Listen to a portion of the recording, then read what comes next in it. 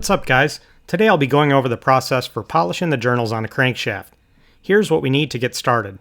2 strips of sandpaper and a finer grit. I'm using 1200 and 2500 grit, and it needs to be cut to the size of your journals and long enough to overlap.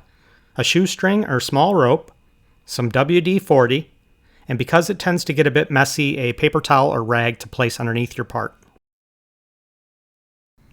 Now let's get started. First, I'm going to grab the 1200 grit sandpaper and completely cover it with WD-40. The more the better, as it helps it stick to the journal. Then I'm going to wrap it around the journal as tight as possible and hold it in place.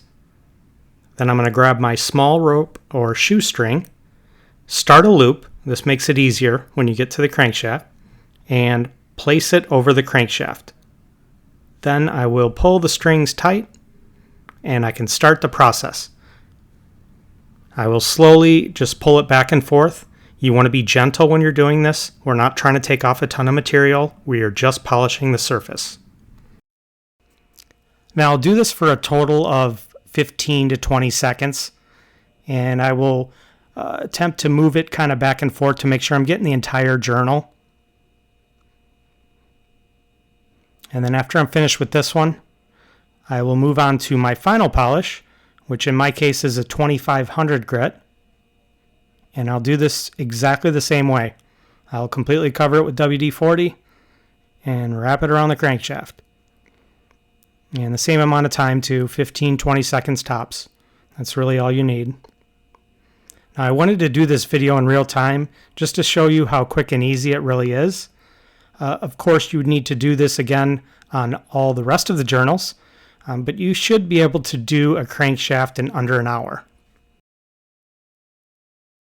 Another thing I wanted to mention was if you're rebuilding an engine and you're going to polish the crankshaft, when you look in the service manual, it will call out for you to measure the runout, or the TIR, total indicator runout.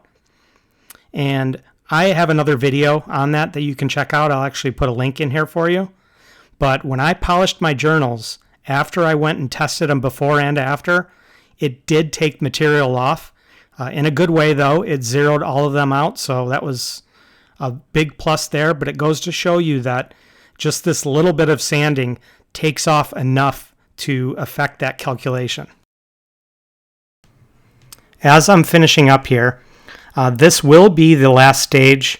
The next part is optional. I tend to do it just because anytime I'm polishing metal, I always finish it off with a paste or liquid final polish. But truthfully, you don't need to do it. It's finished now. But I'll use this Mother's right here, mag and aluminum polish, and just do a nice final polish on it. It is good because it helps to kind of clean some of that residue left behind from the sanding before. Don't worry about being careful about the oil passage because you're going to get it in there no matter what. So just plan on cleaning that. That's a very important part to clean.